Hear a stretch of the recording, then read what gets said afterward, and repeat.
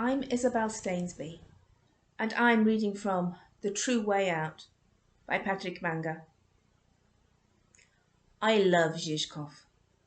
I don't mean modern Žižkov, with its sumptuous buildings and reconstructed tenements, where Prague's socialites now live at a price tag that most people cannot even imagine. I mean the Žižkov of the 1990s, the neighbourhood around the Obs or cinema where you could tell at a glance who belonged where.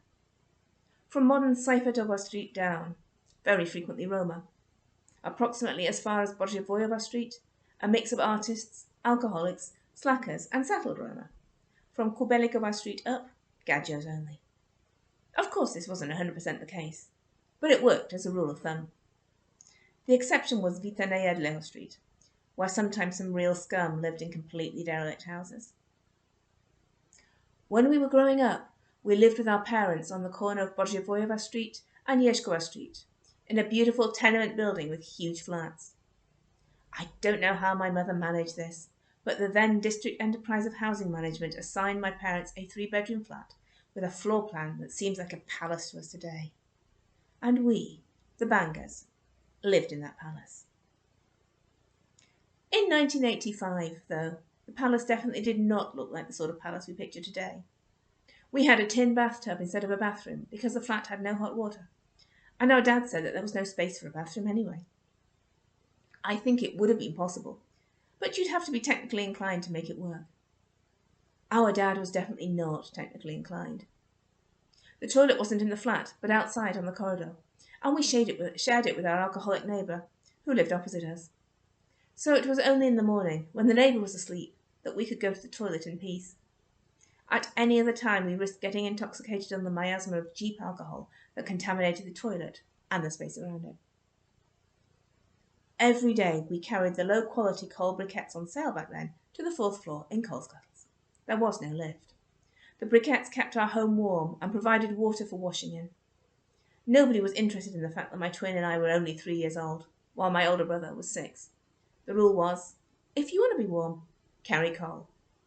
And Mum didn't exactly treat us with kid gloves. We went for coal morning, noon and night, on Saturday and on Sunday. If you wanted to go outside the building to see any friends awaiting you there, tough luck. You had to carry coal. Even a trip to the cellar could be categorised as terrifying. The cellar was infested with rats the size of cats, so we went for coal in pairs at the very least, and more often than not as a foursome. The absence of a light bulb was as problematic as the presence of rats. It was always being removed by a neighbour, who probably needed it more than we did. So whenever we went there, it was dark. On the other hand, we learned not to be so scared of the dark when we were still small. We got used to the presence of vermin, and we were not overweight, because running to the 4th floor carrying coal was better than any gym. That's also why we later excelled at sport. That is, my older brother and me. And finally, we had one advantage that I would never have guessed would come in handy later in life. We were used to a prison environment from a very young age. We went to nursery school on the corner of Prokop Square and Prokopova Street. Today it's the site of Metropolitan University Prague. As a nursery school, it really did resemble a slammer, because there were bars on the outside and a barred door inside. An honest-to-goodness dungeon. I can barely remember changing in the cloakroom and my fond farewells with Mum, who ran from the nursery school to work. I remember the bars. And my fellow pupils Victor, Roman and Robert, who were my friends in nursery school. Only, if the barred door resembled a slammer, which of course I couldn't know back then, the nursery routine was even closer to a prison setting. Morning roll call, head count, breakfast, a walk to Žižkov, then a mandatory nap. If you didn't sleep, you were given a bollocking. If you didn't eat, you were given a bollocking. And if you didn't, God forbid, listen and obey, you were a candidate for real prison. Meaning, specifically, Victor, Roman, Robert, and me. Paradoxically, of the 4 of us, I'm the only one who has never been in prison as an adult. My favourite part of nursery school was going home. We had a piano at home and, even more importantly, a record player. To be honest, it was only a mechanism housed in a polystyrene case with a bunch of cables and a match keeping them in place in the amplifier. I have to laugh when I look at modern super high-tech gadgets on which you can play any music on any device over Wi-Fi. We had socialist high-tech. However, the stuff we played more than made up for the lack of technology. While my classmates were listening to children's singer Dagmar Patrasová singing about an earthworm, and the more gifted to Michal David, we were listening to Pink Floyd's The Dark Side of the Moon, or anything by the Beatles. My dad was to blame. He was an unsuccessful musician who had lived his entire life in the shadow of his brother, a musical genius. As far as I can remember, all Bangas were musicians. Grandpa was a multi-instrumentalist. Dad played a passable guitar. Uncle Miro was a genius on the guitar. Uncle Igor was a bassist. Uncle Yonko a drummer. And Uncle Bela, known simply as Uyo, was a professional listener. He may not have been able to play anything properly, but he was a major league drinker. No surprise then that the Bangas were always jamming, and frequently also drinking. But, to be clear, drinking went on everywhere back then. It was a sign of the times and of the social environment across Žižkov. And anyway, what else was there to do on Friday evenings? You couldn't watch an American film on TV. We went to the cinema to see Winner 2, and vodka cost 70 crowns.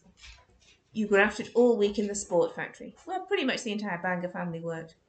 Then you had a bevy on Friday, with music, and you played, sang, danced for hours and hours, then nursed whoever drank too much. When Dad couldn't play, he distributed LPs of band music to his mates. He usually did this by sending me or one of my brothers with the records. Nearly every gadjo intellectual from far and wide also regularly climbed the stairs to our 4th-floor flat, with no lift. All the band, directors, actors and musicians had nothing better to do with their lives than get wasted and listen to gypsies playing the Beatles. The more dynamic and sober among them also figured out ways to use their contacts to get one of the Banga family onto Czechoslovak television. Director Radek Dobansky was ultimately successful here, so the first Banga appeared on Czechoslovak TV on the programme Young People's Television Club, where Uncle Miro demonstrated his skill on the guitar. Seeing a Roma on TV didn't happen just like that. Not that it's substantially different today, but then a ploy was required to get anyone at all on television, let alone an unknown Banga from Žižkov. That was only for the Gondolan brothers. I think that the Žižkov Roma celebrated for several weeks. Why not? Statky cigarettes cost 4 crowns, beer 1 crown 70, and Stolichnaya vodka flowed liberally. However, visits from intellectuals and enemies of the regime had some downsides. At home, my brothers and I were always listening to invective against Bolsheviks.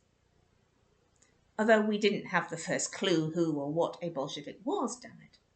The knowledge that Bolsheviks are fucking swine was so ingrained in us that we took it as an absolute matter of course. And so we once stole some eggs from Mum and went to throw them at the statue of Antonín Zápotocký, the former Czechoslovak president, whom our eldest brother declared wisely to be the biggest swine of all. We younger ones believed him unreservedly. We threw the eggs and shouted, "You fucking Bolshevik," exactly as we've heard at home. We didn't even notice the yellow Zhigori police car with white doors and the inscription "Public Security." And we weren't lying blatantly. We were telling the truth. We'd heard these expressions at home from Dad. It was the first time in my life that the police took me home. It was 1987, and I was 5. The future jailbird had his first black mark. At least, that's what they told me.